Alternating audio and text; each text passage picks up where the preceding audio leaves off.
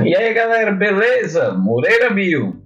Galera, eu tô aqui passando rapidinho gravando esse vídeo, né? Esses dias eu fiz uma aula sobre o sistema cardiovascular. Quem não pôde assistir ainda, tá lá no canal, dá uma olhadinha. Tá um resumão geral do sistema cardiovascular, mostrando como é que o sangue circula no nosso corpo, algumas características do sistema. Dá uma olhadinha lá, beleza? E aí, nessa situação, né?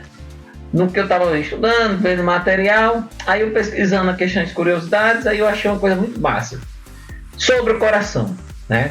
Sobre o coração. Primeira coisa, né, que a gente chama a atenção é que o nosso coração é do tamanho do nosso punho, né? Beleza? A média, a proporção, o tamanho de um punho fechado. Então, seu coração, olha para o teu punho agora, aí você vai saber o quanto você tem um coração grande ou não, né? Enfim, um coração é uma estrutura que é um órgão oco que pode ter até a média de 400 gramas o peso de um coração adulto, tá? E ele tem uma situação muito massa que ele chama a atenção, que é o poder de bombeamento, bombear o sangue. Isso é uma das principais características do sistema circulatório, né? Sem sombra de dúvida. Um órgão oco que por muitos anos chamou bastante atenção por ser o centro da vida, né? Até hoje a pessoa tá triste, tá magoada, ai meu coração. Não é bem assim, né?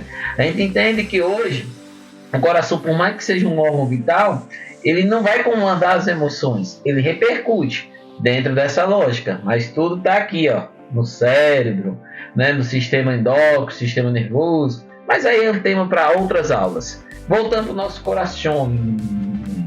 Coração, ele então é um órgão, tamanho de um punho, girando em torno de 400 gramas, tá? Beleza? E ele bombeia o sangue por uma rede de vasos condutores, né? Uma rede de vasos sanguíneos que pode chegar em torno a 40 mil quilômetros. 40 mil quilômetros. Ou seja, seus vasos sanguíneos, quando são todos distribuídos, eles podem atingir esse tamanho. Então você para e pensa aí, puxa, aí não é um órgão qualquer. E aí ele chama atenção porque ele tem tanta pressão, ele é tão potente nesse sentido, que em uma circunstância atípica, ou pelo menos em situação de filme, sabe, o filme do Rambo, não sei se você lembra, no filme do Rambo, um dos mais recentes dos 6 filmes, se não me falha a memória, tinha uma cena, acho que até no 6º mesmo, e o Rambo pegava o camarada, pegava aqui pela bitela, pá, puxava o infeliz e toma-lhe sangue pra tudo que é lado. Então, mas o que tem a ver com o que tu tá falando? É uma curiosidade.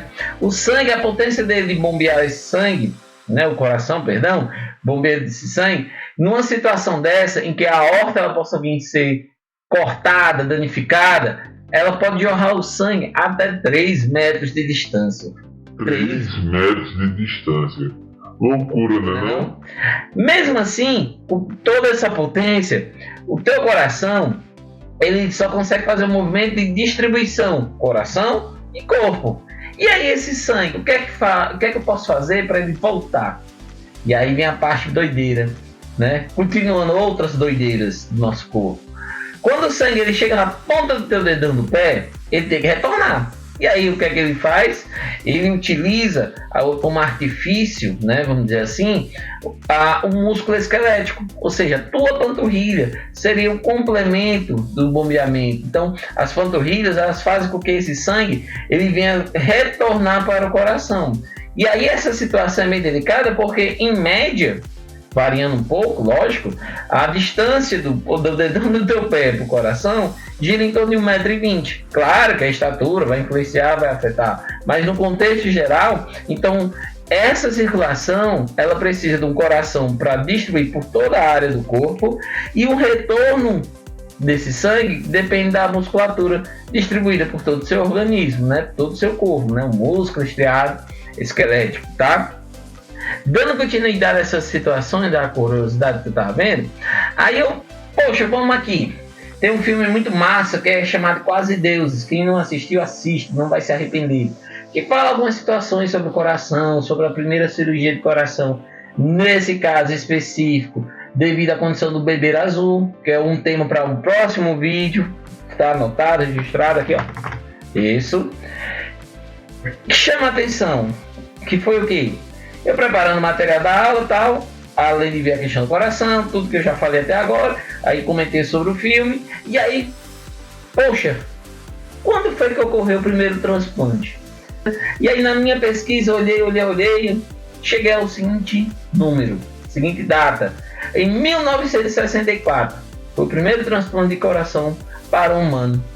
Até então já era bem interessante, né? 1964, mas uma nova reviravolta ocorreu. Exatamente. Em 1964, o transplante para um humano não veio de outro humano. Aí foi a parte doideira. Esse coração, na real, ele veio de outro animal. Certo? Esse animal em questão era um chimpanzé, exatamente. Em 1964, uma das primeiras cirurgias de transplante de coração para um ser humano ocorreu a partir de um chimpanzé para um ser humano. Calma. A cirurgia deu certo. Doideira, né não?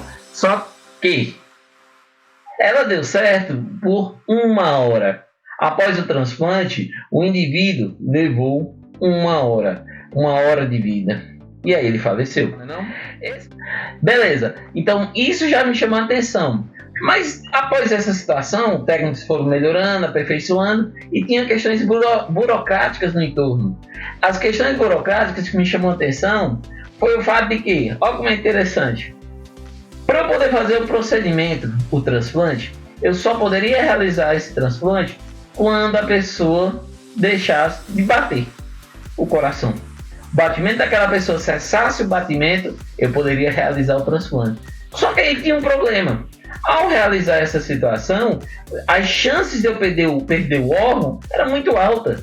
Porque uma vez que o coração parasse de bater, a qualidade, vamos dizer assim, do transplante iria ser reduzida drasticamente. E aí tinha essa problemática porque em algumas regiões dos Estados Unidos, por exemplo, ela não permitia que ocorresse o procedimento cirúrgico antes de cessar o batimento.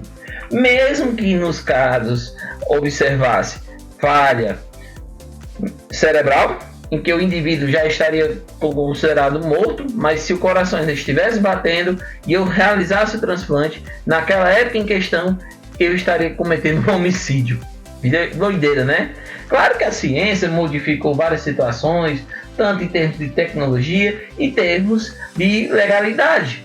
E aí teve um avanço. E aí em 1967, realmente ocorreu o primeiro transplante de coração. O primeiro transplante de coração, em 1967, foi de uma garotinha que sofreu um acidente, uma jovem, um acidente de carro, né, um acidente fatal, infelizmente, e aí o coração dela foi transplantado. Esse camarada tinha em torno de 54 anos. Mas essa história vai ficar para o próximo vídeo, tá? Olha aí, um abraço, não deixa de curtir e se inscreve no canal. Valeu!